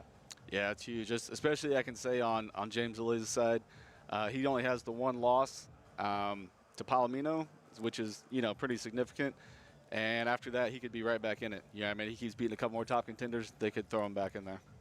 We had a stacked card last week in one of our main staples, a Bare Knuckle Fighting Championship, Albuquerque, New Mexico, BKFC 59. This was at 185 pounds, and that was a big Bare Knuckle Fighting Championship debut for Nick Coring, 13-2 in Pro MMA, as he defeated Kyle McElroy, now 1-0 in BKFC with the first round TKO. Honestly, that was my favorite fight of the night. The night opened, 125-pounders, Austin Lewis versus Joshua Ritchie. Austin Lewis, this was his second bout in BKFC. For Ritchie, it was his 4th. Disappointment from Ritchie, but it was Lewis winning the unanimous decision. Heavyweights, Manuel Otero versus Mikey Fernier. BKFC debut for the fighter from New Mexico, Otero. For Fernier, his 2nd fight promotionally in BKFC. Yeah, Fernier hold his own for a while early on, but he got caught later in this fight. Hard punches from both men. The knockdown, you saw the push. The referee Nick Barron's determined that the push was after the punches that were sending Fernier to the canvas. Thus, in his BKFC debut, 2nd round knockout win for Manuel Otero. Welterweights, Felipe Chavez 1-0 in BKFC. The Argentine, Leandro Torres 1-0 in BKFC. And the first cousin of Diego Sanchez, Felipe Chavez, Jared on point, literally and figuratively, with his jab, producing both knockdowns. Yeah, he looked great in this fight. I don't think anybody expected it to end so quickly. Torres is a good fighter. He was in great shape, but he just caught him early, and it stuck. First round TKO win for Felipe Chavez. In the bantamweight division, Anthony Sanchez, his 3rd fight in BKFC. Justin Street through the open tryouts in his BKFC debut. Yeah, a lot of people didn't give Street a chance in this one. He was a huge underdog going in. Clean striking from both fighters. Fast hands from both fighters. 3-2, 3-2, 4-1 on the 3 New Mexico judges' scorecards. Justin Street, the unanimous decision win. Featherweights, Mark Entenberg, who has had 5 pro Muay Thai bouts in Thailand, his 2nd fight in BKFC, versus Van Vo, his 2nd promotionally in Bare Knuckle Fighting Championship, his 3rd overall in the sport of bare knuckle. Yeah, I want to say for Van Vo, even though he lost his fight and he's had some trouble coming up, I have seen improvements in his game, and I would like to see him continue to boost himself like that.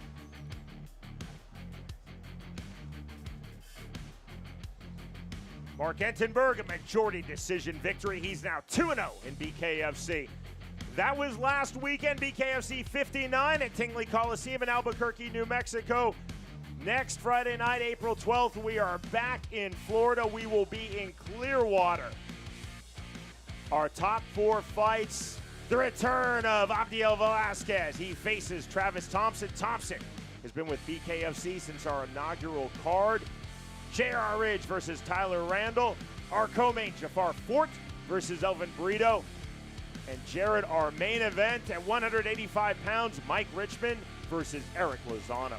Yeah, this co-main and main is going to be awesome. Jafar Fort actually trains out of Shift in May with us. This is his first big test, I would say, and I'm excited to see what he can do.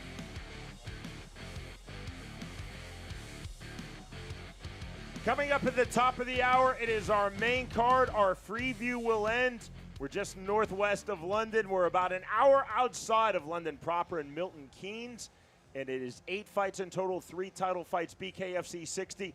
You have numerous opportunities to watch our main card, including on the BKFC app, on Fubo Sports worldwide. The growing global expansion of Bare Knuckle Fighting Championship here back in the United Kingdom, our first time in Milton Keynes.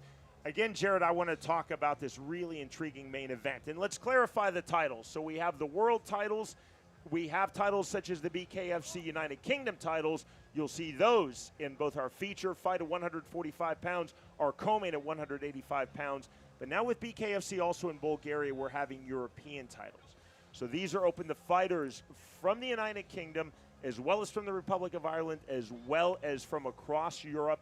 So this could be defended in Bulgaria. It could be defended in the United Kingdom or elsewhere where Bare Knuckle Fighting Championship goes. That will be at 155 pounds. So not just the inaugural BKFC 155-pound title for Europe, but this is the first Bare Knuckle Fighting Championship European title on the line. The fighter from Wales, James Lilley, versus Franco Tenaglia. He lives in Spain. He's from Argentina, and he is 2-0 in BKFC. I like that they're doing these regional titles. It's not as easy for everybody to travel internationally. You know what I mean? They have a lot of great fighters all over the world, and I can see in the future, you know, you take a few guys that have hit the peak level for their region, and then we can start seeing about traveling, you know, to one another's country. And, you know, that would make for awesome world title fights. You got 2 guys that are at the top of their game. Be fun to see. So Bare Knuckle Fighting Championship has already been now in 6 different nations. Canada earlier this year, as we were in Edmonton, nation number 6. BKFC was in Mexico. That was February 2019. Again, Chris Lights Out Lytle, that was his final fight. He finished after that great 20-fight run in the UFC, coming back to the sport of bare knuckle, 3-0 in the sport, 2-0 in BKFC. So from February 2019 to next month, and we're back in Mexico. This is a huge moment for the promotion. I think Chris Lytle should jump back in there and fight one more time. He wants to, actually. I would love to watch it. Gosh. Everybody, he's just one of those ones that you grow up seeing, you know. Not only was he, you know, at the top of his game, but he had a lot of big fights in the UFC. So that'd be awesome to see him bare knuckle again. And what we're seeing, as we're seeing in the United Kingdom, when we go to Mexico, these are fighters who just have not had the opportunity to go to open tryouts or to get in contact with our matchmaking team led by Nate Shook. Now we can see a showcase for these fighters based in Mexico. Yeah, a lot of fighters abroad are just huge. A lot of fans abroad are just huge on fighting in general. You know, like in the States, we have the NFL. You know, it's massive. But you go to Europe or to Mexico, they don't care about the National Football League because it's not their nation. You know what I mean? But fighting is global. It's worldwide, and it's just going to continue to grow and expand. Jared, let's talk about one of the 3 title fights. You will see it in our feature fight of the evening. At stake, this is the inaugural Bare Knuckle Fighting Championship United Kingdom 145-pound strap. Gary Fox, a fighter that you know, you fought with him on the same card November of last year in Leeds versus Ellis Shepard. We last saw Ellis Shepard when we were at Wembley Arena. It was BKFC 27 in August of 2022, our first time ever in England.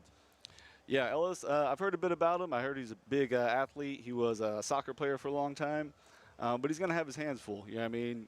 Gary Fox is a very tough dude. He's got an extensive boxing record on top of being a bare knuckle fighter. And like I said earlier, he seemed to do well with that pressure, with everybody kind of at least appearing to support Robbie Brown in that last fight. But he came and he took that win. So we look ahead to our 8-bout main card. Again, 3 title fights coming your way. You'll see it to conclude the evening from here in Milton Keynes, England. Feature bout, co-main, and main. BKFC, always so exciting when we're in the United Kingdom. I love this nation, of course. I love the fights that this produces.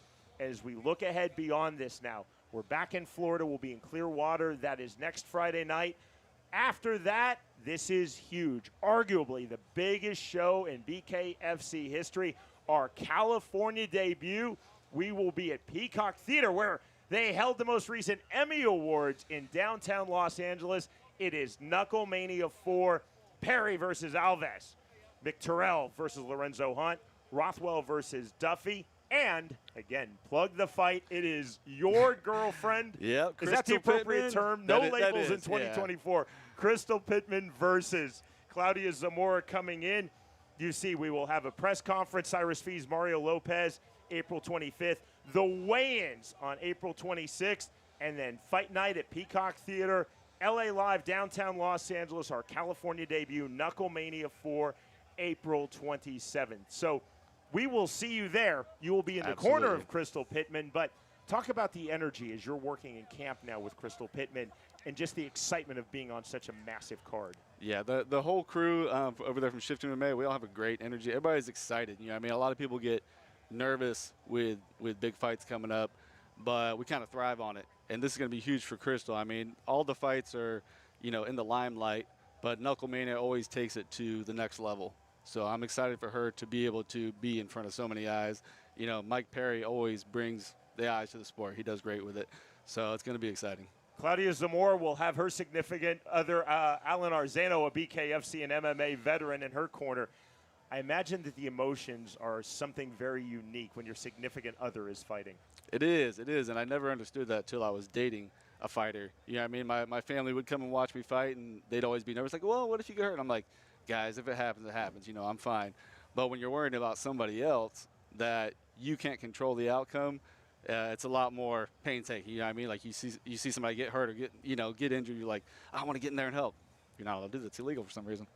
So, for some reason, we don't. We'll change that with the unified rules of bare knuckle fighting. I'll have a word with Tim Shipman and Mike Mazzulli on that. So we're counting down to top of the hour. We're counting down to Knuckle Mania on April 27th. A reminder, though, that before that, next Friday night, we're in Clearwater, Florida, BKFC. Huge. We go into May. Our first time in Mohegan Sun, a beautiful, a stunning venue, one of the great fight venues in the United States.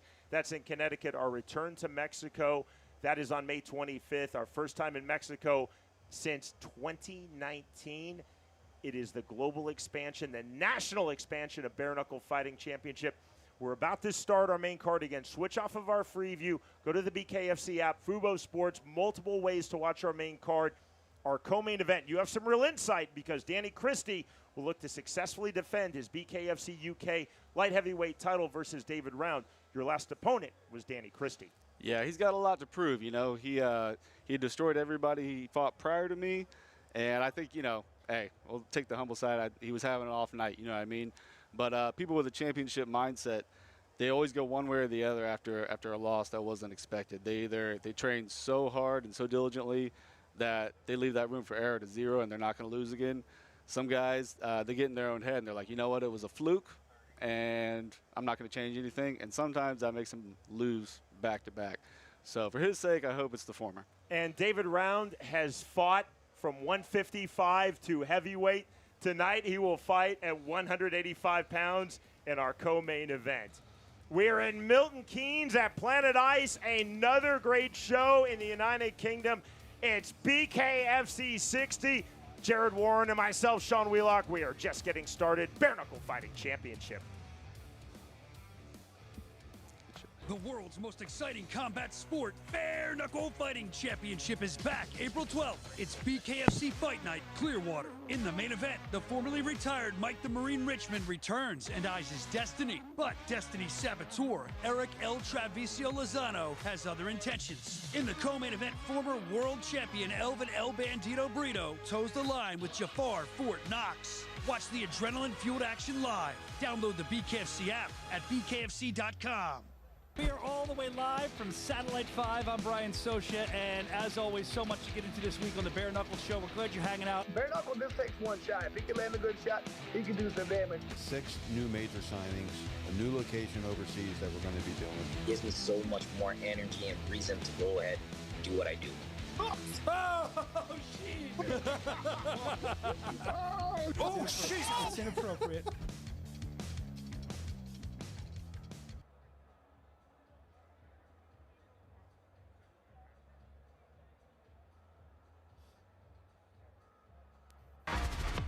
Today, not 1, not 2, but 3 titles are on the line. First, Gary Fox looks to extend his winning streak as he knuckles up with the relentless Ella Shepherd to crown the